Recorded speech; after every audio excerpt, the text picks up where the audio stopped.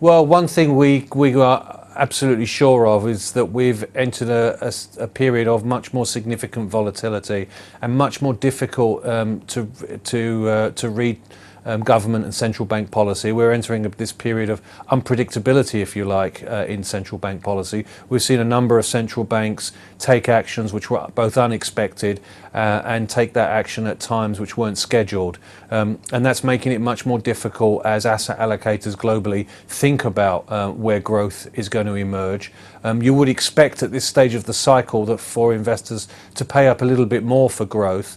But unfortunately, that increase in volatility is holding back that asset allocation. If we then turn to your question in terms of what that means for this region, we've seen now 10 or 11 weeks consecutive of outflows from emerging markets globally, including this region, with only one or two markets benefiting from a positive flow, that being those being India and the Philippines. I think we're going to see a continuation of that pattern. India remains the favoured market, much built upon the expectations of Modi's government and reforms and changes in the economic situation there, which I think is so far not disappointing investors, and they are being encouraged. It's also a fact that India is standing head and shoulders, if you like, above other emerging markets, and there is still flow into equities. And given that the investors are a little bit more cautious on the basket of emerging markets, India benefits from that as being the one that is attracting flow. So that will continue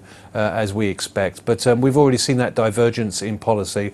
Deflation, I think, in this region is a big theme, particularly in the northern industrialized economies in China, in Korea, and in Taiwan to some extent. And certainly in China, we've seen a pickup in exports over the last 2 months, but at the expense of lower export prices in RMB. And that's a worrying sign because the Chinese economy is not yet in a position where it can adjust quickly. Normally, you would expect to see the services sector picking up the slack, but of course, there are structural impediments in China to that. So we're still concerned about the growth passage in China, and we'll be keeping a close eye on policy initiatives. The market is expecting to see some stimulus. We're expecting to see the RRR cut before Chinese New Year. We're also expecting to see rate cuts thereafter. But the big run-up we've had on the market, 40 to 50%, is cautioning the policymakers there to not get too carried away and encourage that liquidity-led rally so that it gets too far